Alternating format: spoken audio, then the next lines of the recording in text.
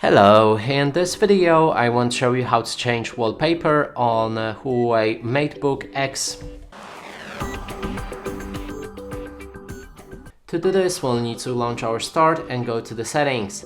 Select personalization, then background, and here you can choose the type of your background from picture, solid color or slideshow.